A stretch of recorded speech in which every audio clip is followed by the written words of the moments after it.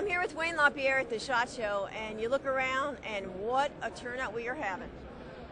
Well, I mean, you look around here, and it's a reflection of the support of the American public for the Second Amendment, this whole industry, and the freedoms that we care about. I mean, whether it's a constitutional right, whether it's the recreational aspects, whether it's self-defense, this is a great freedom that is unique to the world these days in terms of the United States, the fact that it's an individual constitutional right. You know, Wayne, we were just at a press conference with NSSF, and they said they expect a record turnout here. Yeah. They say last year was a record in sales, and they expect the same thing in 2012. And they all point to the fact that Americans realize this is a freedom that they not only have to, you know, stand up for and speak out about, but they need to get out and be involved.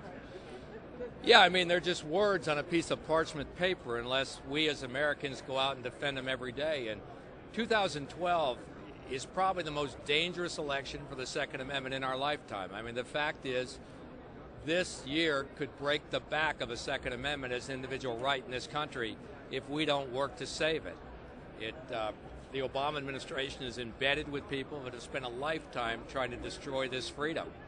And if they get a second term, we will go to our grave not getting back what we've lost.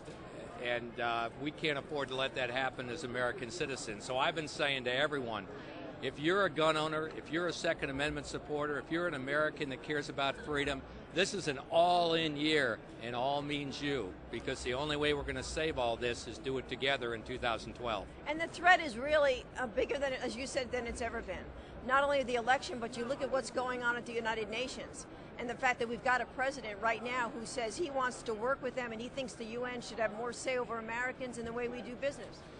Well, I mean, within the Obama administration, I mean, there's this theory that's embedded in that administration that somehow in order to be a citizen of the world, Americans have to take a lesser amount of freedom in order to fit in.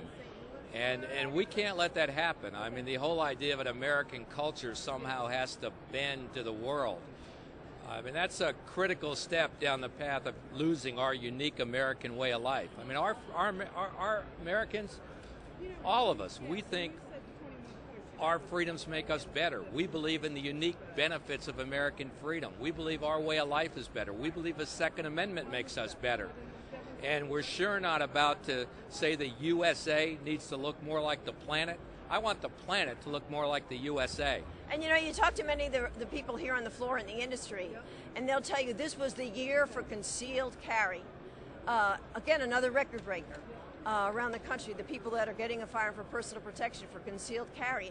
And they say it is about personal protection, but it is also about the concern about where our freedoms in general, not just the Second, where individual freedoms are headed. Well, people want to be able to protect themselves. I mean, the fact is that in the case that the unthinkable might happen, the American public doesn't want to sit there and be left with going, oh no, not me. I mean, all of human society is best served when individuals are able to protect themselves. And in all of human history, the defenseless and the innocent have been vulnerable.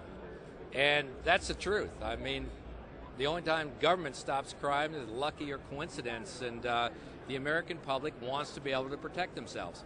All righty, Wayne, I know you got to run a busy day, but thanks for taking the time. I appreciate it.